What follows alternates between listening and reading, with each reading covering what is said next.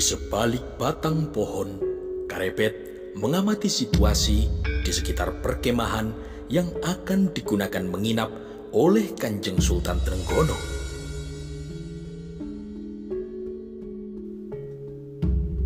Kedua orang prajurit sandi itu sedang membawa sebuah peloncon untuk menancapkan songsong kerajaan di dalam gubuk Kanjeng Sultan, kata Karebet dalam hati.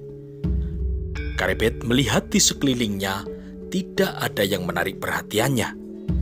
Hanya 2 ekor kuda yang dipakai oleh petugas sandi dari kota raja terikat pada sebuah dahan pohon. Kemudian Karebet pun perlahan-lahan berjalan meninggalkan perkemahan dan berjalan kembali ke tempat semula, tempat Ki Wuragil dan kedua temannya yang sedang menunggu di tepi hutan. Perjalanan kembali menuju tempat semula menjadi lebih cepat. Hanya tinggal berjalan berbalik arah melalui jalan yang sudah dilewati tadi. Jalan yang sudah ada jejak berupa ranting pohon maupun sulur-sulur yang terpotong oleh pedang pendek milik Karebet. Tidak berapa lama kemudian, Karebet pun telah sampai di tempat semula dan dijumpainya Ki Wuragil seorang diri.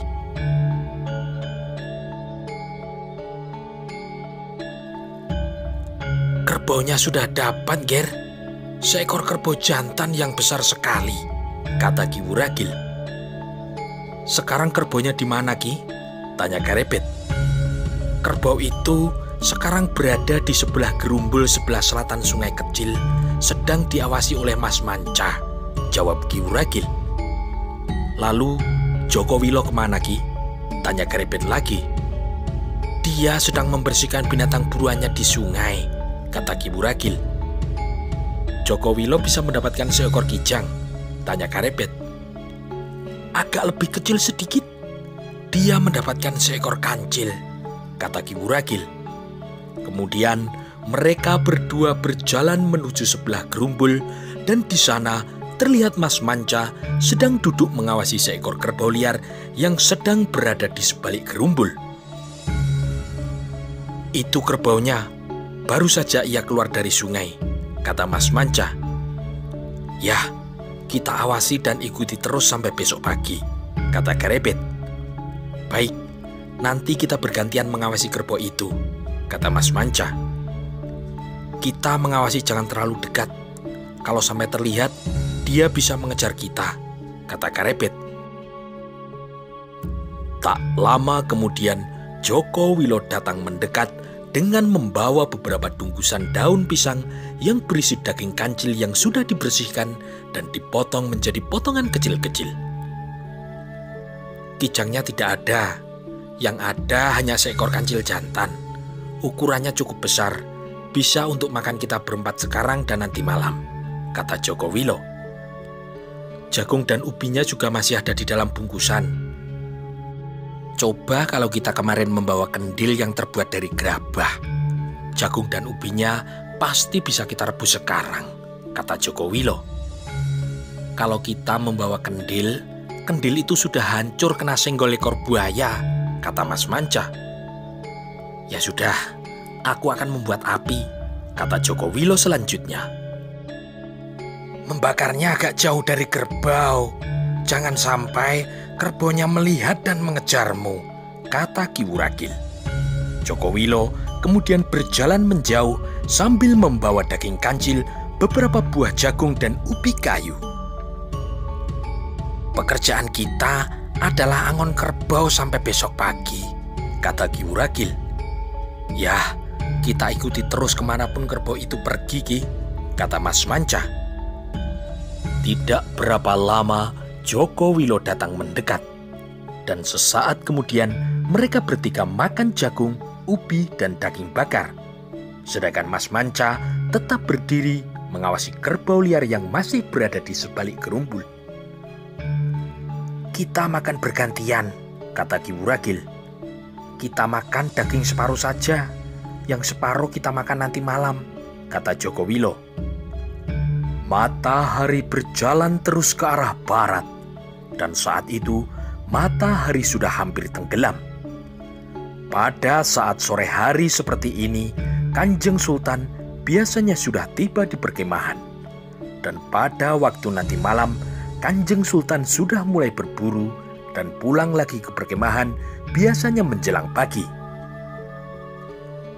Mereka berempat terus bergeser. Mereka mengikuti kemanapun kerbau itu bergerak. Matahari sudah tenggelam di cakrawala. Malam ini, langit di atas hutan Prawoto dihiasi bulan yang bulat. Bulan purnama penuh, suasana pun tidak gelap gulita.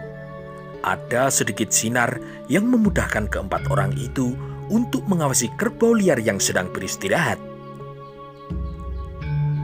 Kita mengawasi bergantian, biar sekarang aku yang mengawasi.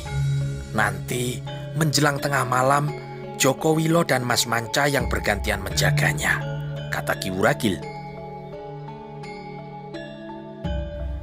Sisa daging yang masih separuh yang dibakar tadi siang telah habis dimakan bersama jagung dan ubi. Malam itu semuanya berjalan seperti biasa.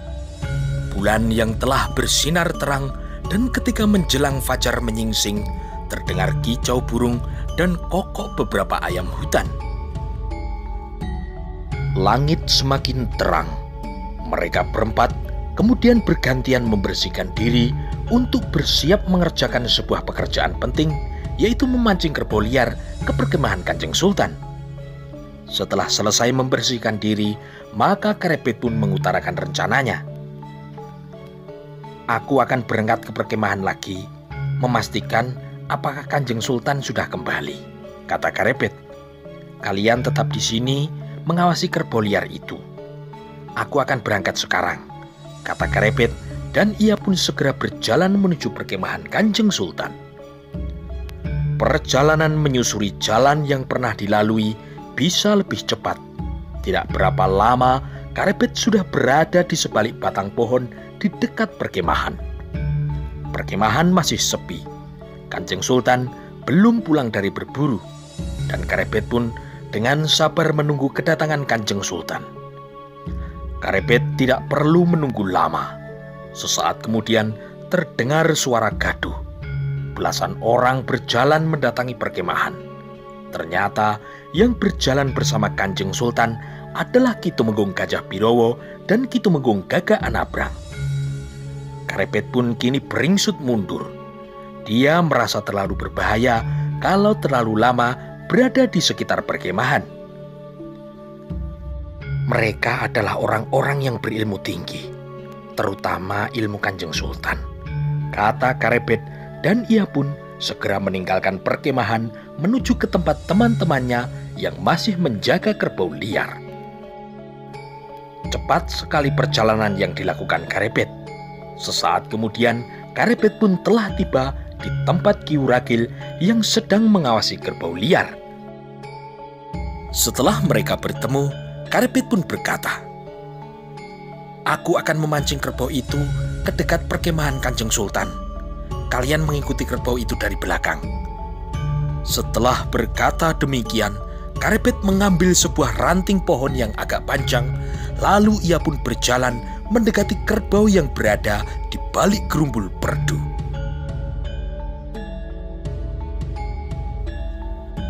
Ketika kerbau liar itu melihat ada seseorang yang mendekat sambil mengacungkan ranting pohon seperti akan memukulnya, maka kerbau itu pun menganggapnya sebagai lawan. Kemudian ia berlari mengejarnya. Sesaat setelah kerbau itu mengejar, ternyata orang yang dikejarnya menghilang. Sehingga kerbau itu pun berhenti sambil menanti lawannya muncul kembali. Tidak berapa lama, lawannya muncul lagi jauh di depan. Maka kerbau itu pun lagi-lagi mengejarnya, dan ternyata beberapa saat setelah ia lari, lawannya kemudian menghilang kembali. Setelah Karepet berhasil memancing kerbau liar beberapa kali mengejarnya, dan saat ini sudah tidak terlalu jauh dari perkemahan, maka mulailah Karepet akan berbuat sesuatu seperti yang diperintahkan oleh Ki Buyut Banyu Biru. Maka kini dibuanglah ranting pohon yang dipakai untuk menggoda kerbau. Kemudian Karepet pun mengeluarkan sebuah kantong kain kecil pemberian Ki Buyut Banyu Biru.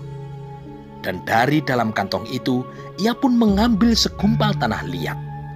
Tanah liat itu dipegang dengan tangan kanannya, dan Karebet pun menggoda kerbau agar supaya menyerangnya. Kerbau yang telah melihat lawan di depannya, maka ia pun menyerang.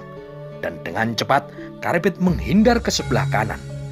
Ketika kerbau itu berbalik, maka dengan cepat Karebet melompat ke sebelahnya dan memasukkan segumpal tanah liat ke dalam telinga kerbau liar itu. Kerbau itu semakin marah.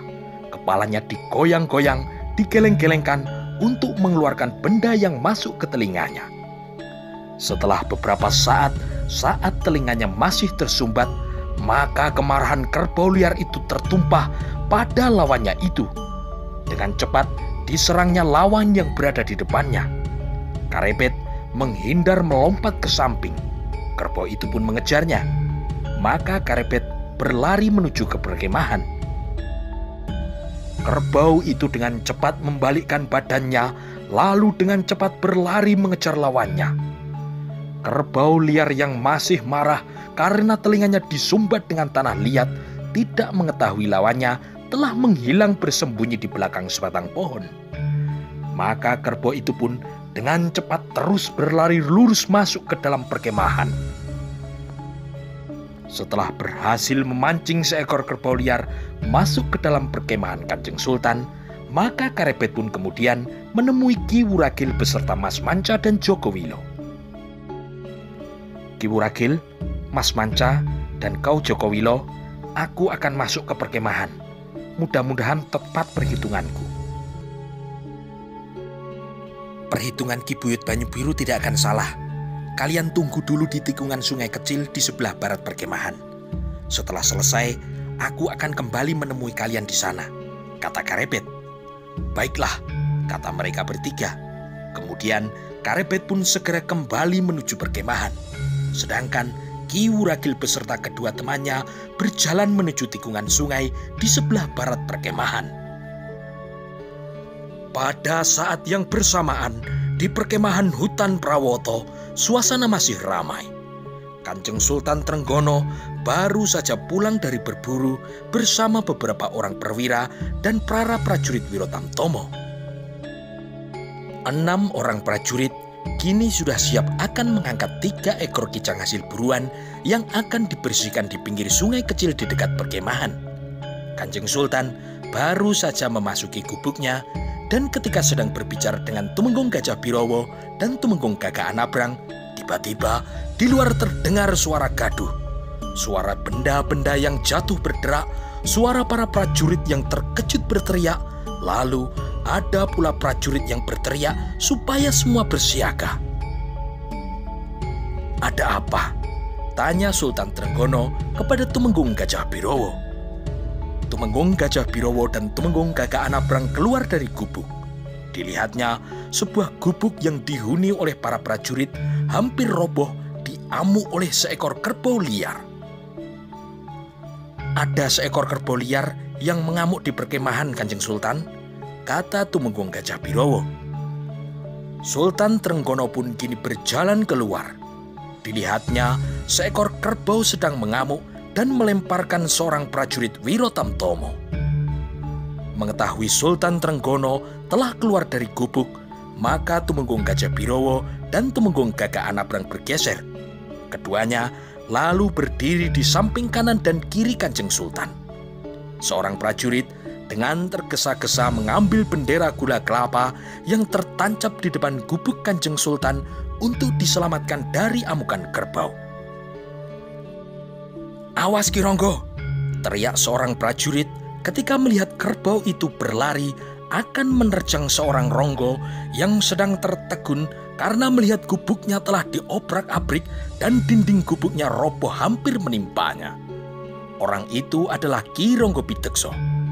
Ki Ronggo Pitekso dengan cepat melompat ke samping dan ia pun segera berusaha menghindar dari tandukan kerbau yang mengamuk itu. Sebuah gubuk telah porak-poranda dan hampir rata dengan tanah. Semua barang-barang yang berada di dalam gubuk telah berserakan semuanya. seorang prajurit Wirotamtomo yang bertubuh tinggi besar berusaha mengalihkan perhatian kerbau itu. Ia seorang diri berani menghadapi amukan seekor kerbau liar. Kerbau itu mengobrak-abrik gubuknya. Ia pun kemudian melompat maju ke depan kerbau dan dengan cepat kedua tangannya memegang tanduk kerbau dan ia pun berusaha untuk mematahkan leher kerbau itu. Dengan sekuat tenaga, tanduk kerbau itu diputar ke kanan, tetapi tenaganya bukan tandingan tenaga kerbau liar yang telinganya telah disumbat tanah liat bermantra. Sekejap kemudian, prajurit Wirotamtomo itu pun terlempar ke belakang dan jatuh di samping kerbau itu. Prajurit itu dengan cepat melompat berdiri dan sekejap kemudian di tangannya telah tergenggam sebuah pedang pendek. Beberapa prajurit lainnya juga telah mencabut pedangnya. Mereka menghadang kerbau agar supaya tidak lari ke arah gubuk Kanjeng Sultan. Kerbau liar itu pun membalikan badannya. Kemudian ia berlari ke arah gubuk yang di sebelahnya, mengobrak-abrik gubuk itu hingga gubuk itu menjadi roboh. Beberapa lincak, dingklik, dan beberapa bumbung berisi air dan bahan makanan semuanya berserakan porak-poranda di tanduk kerbau liar itu. "Kepung kerbau itu," perintah Ki Ronggo kepada para prajurit, dan belasan prajurit dengan menggenggam pedang segera mengepung kerbau yang mengamuk itu. Setelah mengobrak-abrik 2 buah gubuk, maka kerbau liar itu kini berdiri dalam kepungan belasan orang prajurit Wirotamtomo Demak. Ki Ronggo Pidekso menarik pedang pendek dari Waronggo yang tergantung di pikat pinggangnya. Ia berusaha untuk merapatkan kepungan, lalu ia pun maju selangkah. Tetapi tanpa diduga-duga, tiba-tiba kerbau itu lari ke arahnya. Dengan cepat, Ki Ronggo Pidekso menghindar ke samping dan dengan sekuat tenaga, pedangnya menusuk tubuh kerbau yang mengamuk itu. Tetapi alangkah terkejutnya Ki Ronggo Pidekso ketika pedangnya menusuk tubuh kerbau, ternyata kulit kerbau itu sangat liat. Pedangnya kini tidak mampu melukai kulit kerbau itu. Ki Ronggo Pidekso melompat mundur. Tempatnya digantikan oleh 2 orang prajurit. Seorang prajurit menusuk leher dan yang seorang lagi menusuk bagian perut kerbau, dan ternyata kedua pedang itu pun juga tak mampu melukai kulit kerbau itu. Kerbau liar itu meskipun ditusuk pedang, ia tidak terluka. Ia hanya merasa sedikit kesakitan sehingga kerbau itu pun bertambah marah. Dengan cepat, ia maju ke depan dan tandukannya berhasil melempar seorang prajurit lagi. Sultan Trenggono yang berada di depan gubuk telah melihat belasan prajuritnya tidak mampu mengatasi amukan seekor kerbau liar. Kemudian dilihatnya kerbau itu pun juga masih mampu melemparkan seorang prajurit lagi. 2 orang prajurit kini telah terluka terkena tanduk kerbau liar, dan 1 orang terinjak oleh kerbau liar itu. "Tumenggung Gajah Birowo," kata Sultan Trenggono. "Dawuh dalem Kanjeng Sultan," kata Tumenggung Gajah Birowo. "Kelihatannya para prajurit tidak bisa menguasai keadaan," kata Kanjeng Sultan. "Kasinggihan dawuh Kanjeng Sultan," jawab Tumenggung Gajah Birowo. Tumenggung Gajah Birowo kemudian melihat di sekelilingnya. Kerbau itu masih mengamuk. Korban terkena tandukannya bertambah 1 lagi, dan prajurit yang terluka itu pun juga telah dibawa menyingkir, diangkat ke pinggir lapangan. Tumenggung Gajah Birowo menjadi bimbang. Kalau dia maju menghadapi kerbau itu, bagaimana kalau kerbau itu berlari menuju tempat Kanjeng Sultan? Ki Ronggo Pidekso yang memimpin pengepungan terhadap kerbau liar itu menjadi berdebar-debar. 4 orang prajuritnya kini telah terluka dan tidak mampu lagi melakukan perlawanan terhadap kerbau itu. Sekali lagi, Sultan Trenggono melihat seorang prajurit tidak mampu berdiri karena terinjak kakinya oleh kerbau itu. 5 orang kini telah terluka akibat amukan seekor kerbau liar. Ketika dilihatnya sebuah pedang yang diayunkan oleh seorang prajurit tidak mampu melukai kerbau itu, Kanjeng Sultan pun menggeleng-gelengkan kepalanya sambil melihat ke arah Tumenggung Gajah Birowo. Apakah seorang Sultan Trenggono harus melawan Kebon Danu yang mengamuk di perkemahnya sendiri? Kata Kanjeng Sultan dalam hati. Setelah melihat ke arah Tumenggung Gajah Birowo, Sultan Trenggono lalu melihat ke arah kerbau yang mengamuk itu. Kanjeng Sultan pun kini menyaksikan apakah Tumenggung Gajah Birowo mampu mengalahkan kerbau yang tak mempan ditusuk oleh pedang oleh para prajurit Wiro Tamtomo. Kelihatannya amukan kerbau itu tidak akan teratasi oleh para prajurit Demak. Kanjeng Sultan kini melihat ketika kekuatan para prajuritnya masih utuh, belasan prajuritnya tidak mampu menguasai amukan kerbau liar itu. Apalagi saat ini prajuritnya telah berkurang 5 orang. Ketika kerbau itu menyerang lagi, 2 orang prajurit maju ke depan. Masing-masing kini memegang tanduk kanan dan kiri, dan tak lama kemudian 2 orang prajurit itu pun telah terlempar ke samping. Kerbau ini kuat sekali. Lama-kelamaan prajuritku bisa habis, kata Tumenggung Gajah Birowo dalam hati, dan ia pun kini bergeser menghadap Kanjeng Sultan. Mohon ampun Kanjeng Sultan, apakah hamba dan Adi Tumenggung Gagah Anabrang diperkenankan melawan kerbau itu? Tanya Tumenggung Gajah Birowo. Kanjeng Sultan pun memandang Tumenggung Gajah Birowo dan Tumenggung Gagah Anabrang bergantian. Kini Kanjeng Sultan berpikir, kalau keduanya tidak bisa mengalahkan kerbau itu, terpaksa aku sendiri yang akan melawan Kebon Danu. Kanjeng Sultan Trenggono tidak menjawab permintaan Tumenggung Gajah Birowo, tetapi pandangannya diedarkan melihat keadaan di sekelilingnya. Di depannya dilihatnya seekor kerbau liar yang marah yang masih tegak berdiri di tengah lapangan. Lalu dipandangnya Ki Ronggo Pitekso yang terlihat kewalahan mengatur perlawanan terhadap amukan kerbau liar. Kanjeng Sultan yang mempunyai pengalaman yang sangat banyak melihat Ki Ronggo Pitekso hanya tinggal menunggu waktu untuk kekalahannya saja. Kanjeng Sultan yang sedang mengedarkan pandangannya tiba-tiba melihat di ujung jalan di tepi tanah lapang ada seorang yang berdiri melihat para prajurit yang sedang mengepung dan berusaha mengalahkan seekor kerbau liar. Kanjeng Sultan kini menajamkan pandangannya. Orang itu adalah seorang anak muda yang pernah menarik perhatiannya. Ia adalah Karebet, pemuda yang telah bersalah membunuh Dadong Awo dan telah diusir dari kota Raja Demak. Karebet yang melihat pandangan Kanjeng Sultan yang pada saat itu sedang tertuju kepadanya, maka ia pun segera membungkukkan badannya dalam-dalam serta mengatupkan kedua tangan di depan wajahnya menyembah kepada Kanjeng Sultan. Sultan Trenggono yang melihat Karebet menyembahnya seakan-akan telah menemukan sebuah jalan untuk menyelesaikan 2 persoalan sekaligus, membunuh kerbau yang mengamuk dan membahagiakan putrinya Sekar Kedaton Gusti Putri Mas Cempoko. Tumenggung Gajah Birowo, kau lihat anak muda yang berdiri di ujung lapangan itu. Dia adalah Karebet. Kau ke sana, temuilah dia. Bilang pada Karebet, ini perintah Sultan Demak. Apabila Karebet mampu mengalahkan Kebon Danu, maka semua kesalahannya yang lalu akan diampuni dan akan dipulihkan haknya sebagai Lurah Wiro Tamtomo, kata Sultan Trenggono. Sendika dawuh Kanjeng Sultan, kata Tumenggung Gajah Birowo. Lalu ia pun segera berlari menuju ke tempat Karebet. Setelah sampai di ujung lapangan, Tumenggung Gajah Birowo melihat Karebet membungkukkan badannya sambil berkata hormat. Hormat saya untuk Ki Tumenggung Gajah Birowo. Kanjeng Sultan melihat Tumenggung Gajah Birowo berbicara dengan Karebet. Sesaat kemudian Karebet pun masuk ke dalam kepungan para prajurit.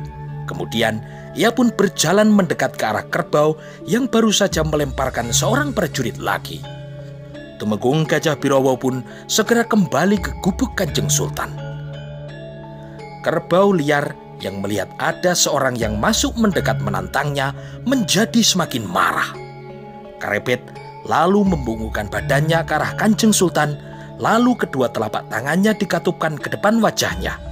Karebet kini menyembah Kanjeng Sultan. Sesaat setelah ia menyembah, ia melihat kerbau liar itu kini telah berlari menerjangnya. Dengan cepat, kini Karebet menghindar selangkah ke arah kanan. Dan dengan cepat, tangannya mengambil tanah liat dari dalam telinga kerbau liar itu. Setelah membuang tanah liat itu, Karebet pun melompat ke belakang kerbau, berlari beberapa langkah menjauh dari kerbau itu. Kini, dengan cepat dikumpulkannya semua kekuatan Aji Hastadahono pada telapak tangannya. Dengan mengatur pernapasannya dan memusatkan pikirannya, Karebet kini berusaha matak Aji Hastadahono.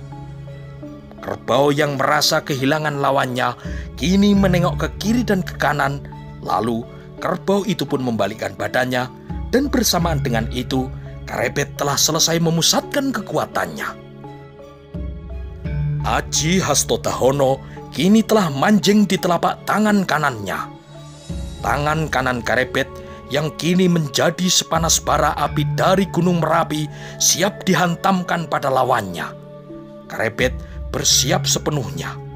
Ia menghadap ke arah kerbau, dan ketika kerbau itu menyerang dengan tanduknya, Karebet bergeser selangkah ke samping kiri. Kerbau yang merasa serangannya menemui tempat yang kosong segera membalikkan badannya.